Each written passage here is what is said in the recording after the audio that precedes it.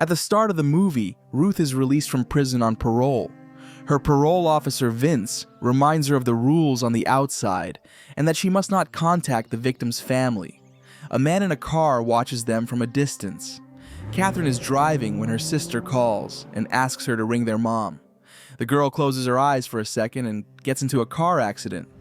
Ruth tells her parole officer she'll be working as a carpenter. Just in case, he gives her the business card of a fish plant owner who hires ex-cons. At Catherine's hospital bed, the whole family is gathered. They suggest she stay with them after she's discharged. The parole officer brings Ruth to her new place and says he'll check on her every Tuesday. The housing looks like a jail cell, with bunks and 3 roommates. The man keeps tailing her. Then he goes to his brother Steve and says they've been without a father for 20 years, while that witch got out for good behavior.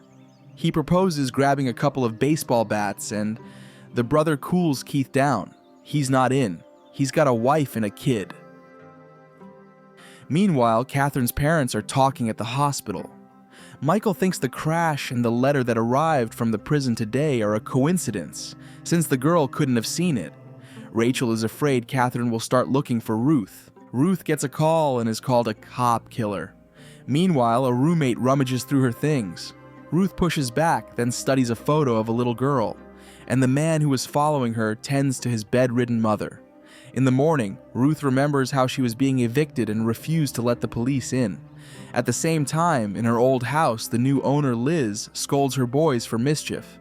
A worker doing renovations finds a pair of children's shoes in the wall. The woman says people do that to ward off evil spirits, so let them lie there. Ruth can't find a job and heads to the fish plant.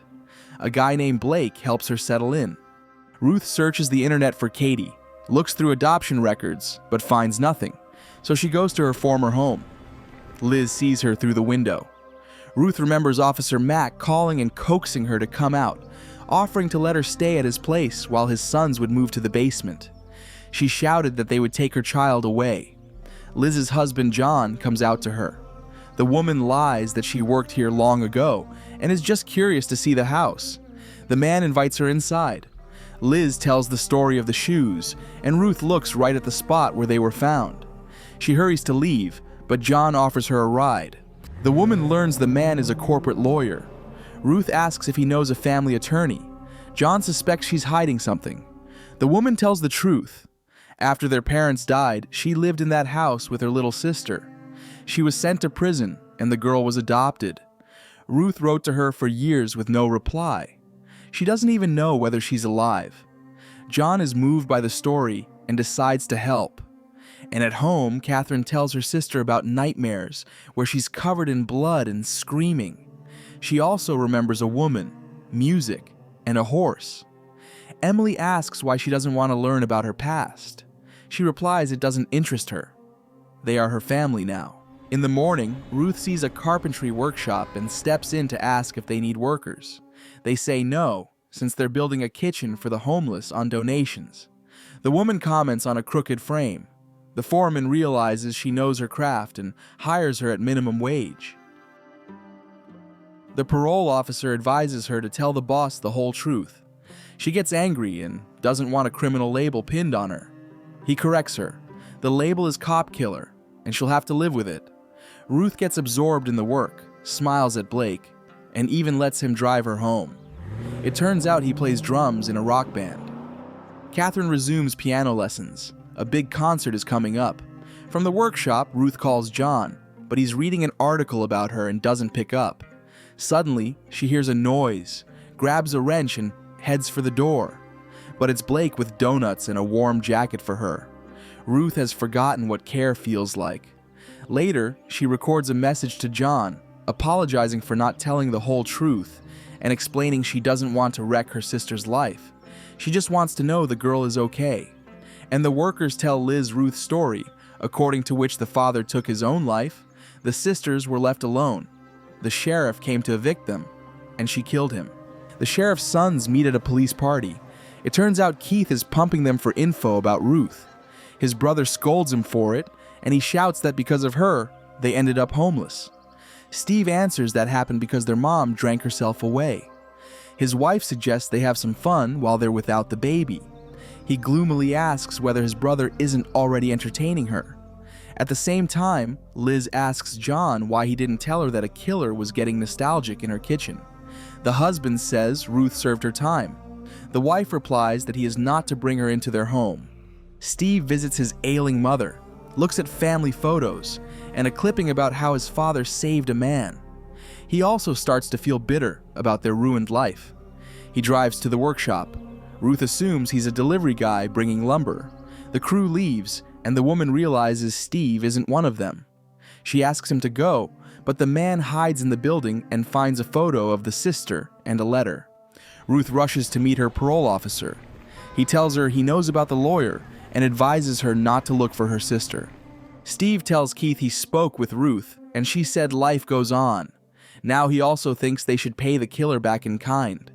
She has a sister. Ruth grows closer to Blake. They have breakfast at a cafe. He mentions cops and sees the woman's face change. She admits she killed the sheriff and spent 20 years in prison. The man is stunned and doesn't know what to say. Ruth gets it and walks away, barely holding back tears. Her time of not being alone didn't last long. Catherine's parents receive a letter from Ruth's attorney. Rachel notes that she wants to meet with them, not with the girl. Michael objects and reminds her that Ruth is forbidden to contact Catherine and says the woman won't stop there. Rachel says their daughter is already an adult. They've kept silent too long, and it's time to call the lawyer. Emily overhears them. At the fish plant, a woman whose father was a cop attacks Ruth. Everyone avoids her. Blake catches up with her after work, but she ignores him. Emily skips school and searches the house, finding letters from prison. The parole officer tells Ruth the parents agreed. At the meeting, Michael won't even look at the woman. He says it wasn't their decision to forbid contact with Catherine. It was the court's.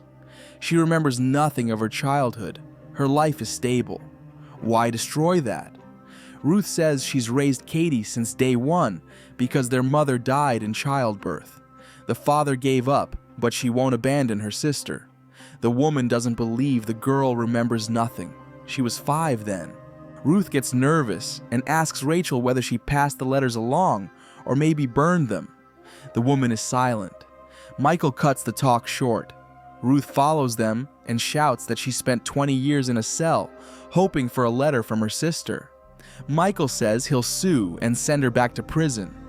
The woman, frantic, asks why they treat her like she's nothing. She's a human being. Rachel suddenly says she didn't burn the letters. Ruth asks her to tell Katie about her. The parents leave, and John says there's nothing more he can do. Ruth goes to the shop and lets her rage out. At the fish plant, Blake comes up to her and apologizes. He says he did time too and is now on probation. He froze up after her confession, told a coworker, and inadvertently started a rumor. Meanwhile, Emily sobs over Ruth's letters, calls her, and they agree to meet. Steve is watching them. The girl asks what Catherine was like as a child, and the woman is curious what she's doing now. Emily says her sister doesn't know about her, but she does remember something. She plays piano and is rehearsing at the concert hall today. The woman realizes she has a chance to see Katie and calls John to ask whether she should meet her sister alone or with him. And Steve follows Emily and memorizes her address. The man comes home, the baby is crying, and his wife is in bed with his brother. Now, he has nothing left to lose. Steve goes to his mother's and takes his father's pistol. Ruth looks for John at the office, but they say he's out of town. In despair, the woman goes to her former home, asks the kids to call Liz, and remembers how she took her sister away after the shooting. Furious, Liz demands that the woman leave. She shouts that Ruth lost her sister because of her own choices. Ruth says she owns the guilt, spent half her life in prison, and just needs John. She adds that Liz would have done the same for her own kids. Liz says the woman didn't protect her sister, and Ruth breaks down. She shouts that she took the blame. Back then, the little girl heard her threaten the police that if they came inside, she would shoot. And when the sheriff came in through the back door, the child grabbed the gun and fired at him. From the recoil, she blacked out. Shaken, Liz drives Ruth into the city so she can make the rehearsal.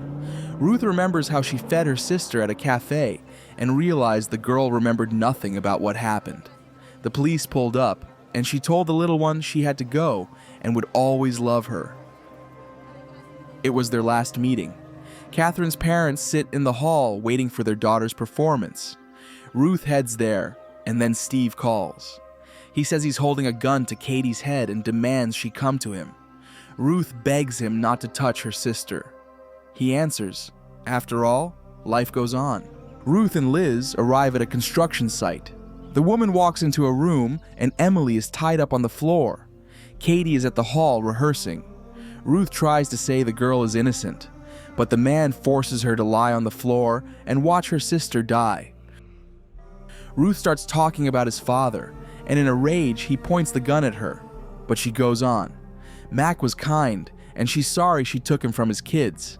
She says Steve won't feel better because life won't go on. He'll leave everything he loves behind. The police pull up to the site. Liz called them. Steve decides not to shoot. Ruth unties Emily, shielding her with her body, and lets her get outside. She remembers how she turned her sister's chair at the cafe so the girl wouldn't see her being arrested. And now she steps out to the cops again. Steve is arrested, and the parole officer takes Ruth away. By the ambulance with Emily stand Michael, Rachel, and Katie. The woman tries to sneak a look at her. The girl turns around. The parole officer sees all of it but keeps quiet, and Ruth looks openly at her sister now. She walks up and hugs her, and suddenly remembers Ruth's hands and hair. This is the end of the film. Thank you all for watching this video to the end. Give this video a like. Write in the comments what you think about this film, and see you in new videos.